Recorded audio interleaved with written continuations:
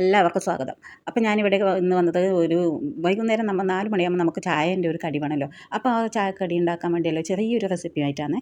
അപ്പോൾ ഇത് വേറൊന്നല്ല, നമ്മളെ ബത്താസ് എന്നാണ് നമ്മൾ പറയൽ. അപ്പോൾ നിങ്ങൾ കിഴങ്ങെന്ന് പറയും. മധുരക്കിഴങ്ങിൻ്റെ ചെറിയൊരു പരിപാടിയാണ് കേട്ടോ. അതിന് വേണ്ടി ഞാൻ 2 മധുരക്കിഴങ്ങ് എടുത്തിട്ടുണ്ട്. അപ്പോൾ എനിക്ക് ആവശ്യമുള്ളത് ഒരു കിഴങ്ങ് മാത്രം മതി.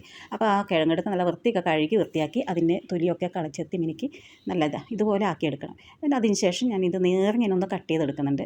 അപ്പോൾ നമുക്ക് ഏത് രൂപത്തിലാണ് വേണ്ടത് ആ രൂപത്തിൽ കട്ട് ചെയ്തെടുക്കാം. ഞാനിപ്പോൾ റൗണ്ടായിട്ടാണ് കട്ട് ചെയ്തിട്ടുള്ളത്.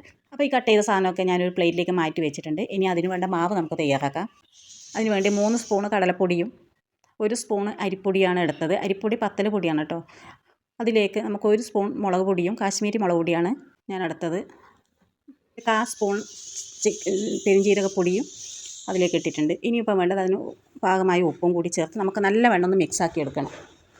വെള്ളം ചേർത്ത് കുഴക്കുന്നതിന് മുമ്പേ നമുക്ക് ഈ പൊടികളൊക്കെ ഒന്ന് നല്ലവണ്ണം മിക്സാക്കി എടുക്കേണ്ടതാണ്. കാരണം ചിലത് എവിടെയെങ്കിലും വേറിട്ട് നിന്നാൽ നമുക്കത് മിക്സായി കിട്ടില്ല. അതുകൊണ്ട് അതിന് മുമ്പേ നമുക്കിതെല്ലൊക്കെ ഒന്ന് നല്ലവണ്ണം ഒന്ന് മിക്സാക്കി എടുക്കണം. ഇനി അതിലേക്ക് വേണ്ട ആവശ്യമുള്ള വെള്ളം നമുക്ക് കുറച്ചായിട്ടേ ഒഴിക്കണ്ടു. ഒരുപാട് പെട്ടെന്ന് ഒഴിച്ച് കഴിഞ്ഞാൽ ചിലപ്പോൾ ലൂസായി പോകും. അപ്പോൾ നമുക്ക് അധികം ലൂസ് വേണ്ട. അപ്പോൾ അതിന് വേണ്ടി നമുക്ക് കുറച്ച് വെള്ളം മാത്രം ഒഴിച്ച് നമുക്ക് ഒന്ന് കുഴച്ചെടുക്കാം.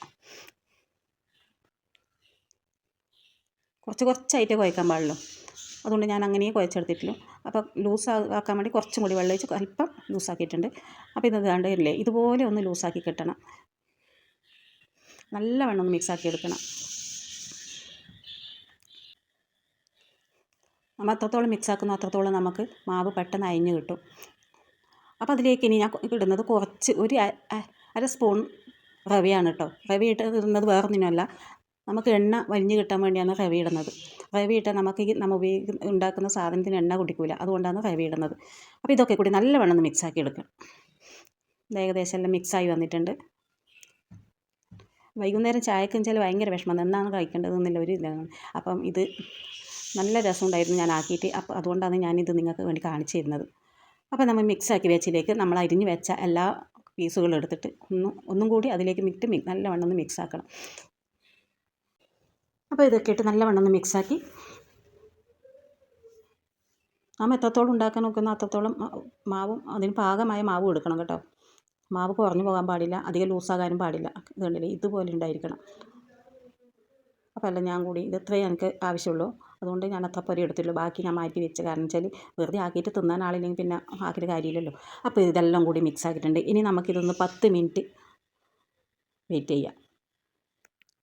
അപ്പോൾ 10 മിനിറ്റ് ആയിട്ടുണ്ട്. അപ്പോൾ ഇനി ഇതിപ്പോൾ നമുക്കൊരു ചീനച്ചട്ടി അടുപ്പത്ത് വെച്ച് നല്ലവണ്ണം ചൂടാക്കിയതിന് ശേഷം അതിലേക്ക് നമുക്ക് എണ്ണ ഒഴിക്കാം.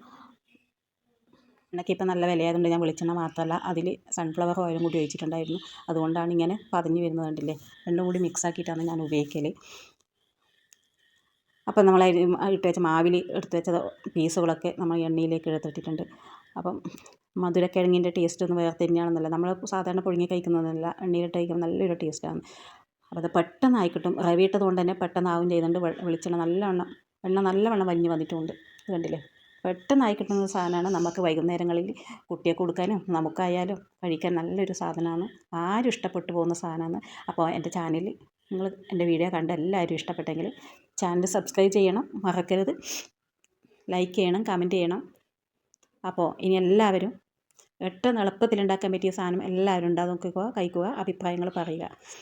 അപ്പോൾ നിങ്ങൾക്ക് എല്ലാവർക്കും എൻ്റെ ഓണാശംസകൾ.